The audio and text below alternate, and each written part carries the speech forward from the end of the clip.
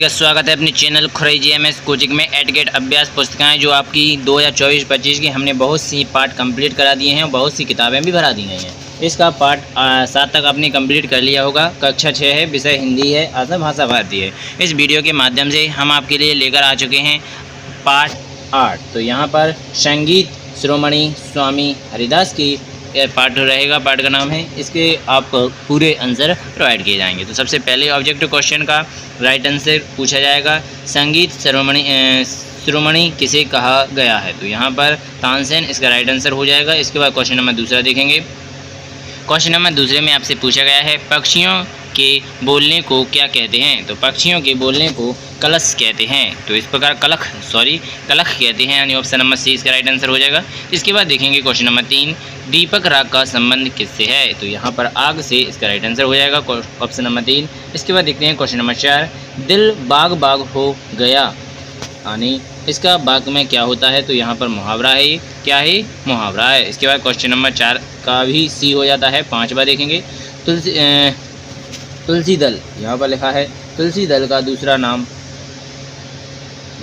क्या नाम है? तो यहाँ पर तुलसी पत्र इसका राइट आंसर हो जाएगा। इस प्रकार ऑप्शन नंबर 5 का बी हो जाएगा। चलिए बिना टाइम खराब किए आपने ऑब्जेक्टिव क्वेश्चन कंप्लीट कर लिए। अब देखेंगे आप खालिस्तान। तो यहाँ पर आपको खालिस्तान दिख रहे होंगे 6, 7, 8, 9, 10। तो यहाँ पर जैसे कला और संस्कृति की पहचान है, तो यहाँ पर कला और संस्कृति की यहाँ पर मधुर या फिर इस प्रकार इसका राइट आंसर आप देख लीजिएगा।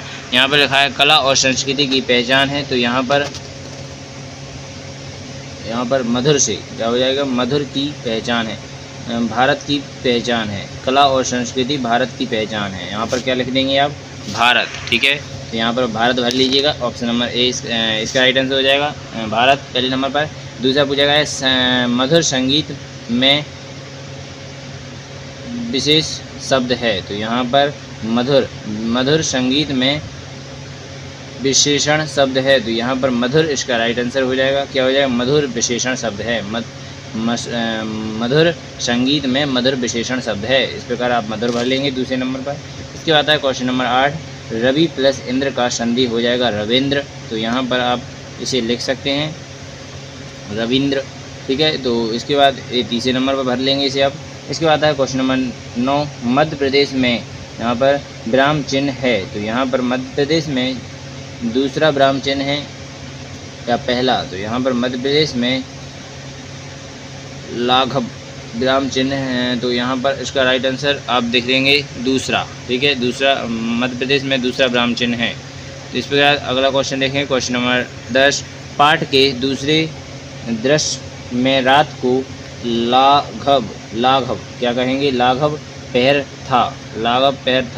रात को पहला, पाठ के दूसरे शब्द में रात का दूसरा पहर था। क्या था? दूसरा पहर। यहाँ पर आपको मध्य प्रदेश का पहला लिख लेना है। सॉरी, यहाँ पर आप इसे ऑप्शन नंबर 9 में भर लें, इसे आप 10 में भर लें। ठीक है, तो थोड़े डाउट है, इनको आप अच्छी तरीके से देख लीजिएगा। ठीक है, थोड़े डाउट लग रहे हैं मेरे को।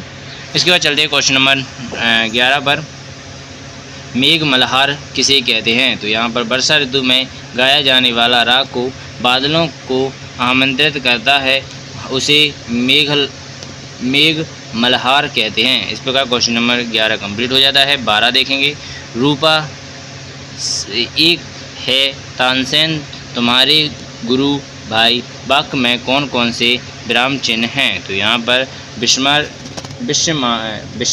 सूचक, इसके बाद और पूर्ण विराम। इस प्रकार आपका क्वेश्चन नंबर 12 कंप्लीट हो जाता है। 13 देखेंगे, स्वामी हरिदास का संगीत सुनने के लिए अकबर ने क्या उपाय किया? तो यहाँ पर अकबर सेवक का भेष रखकर तानसेन के साथ उनके आश्रम गए। इस प्रकार आपका क्वेश्चन नंबर 13 कंप्लीट हो जाता है। 14 देखेंगे, पुष्प उपसर्ग लगाकर 4 शब्द बताइए। तो यहाँ पर उपसर्ग, उपकार, उपचार, उपकथा, उपकला, उपकरण। इस प्रकार क्वेश्चन नंबर 14 कंप्लीट हो जाता है। 15 देखेंगे, तो यहाँ पर 15 का आंसर हो जाएगा। इसके बाद क्वेश्चन नंबर 16 देखेंगे, तो इसका भी राइट आंसर आपको स्क्रीन पर दिख रहा होगा।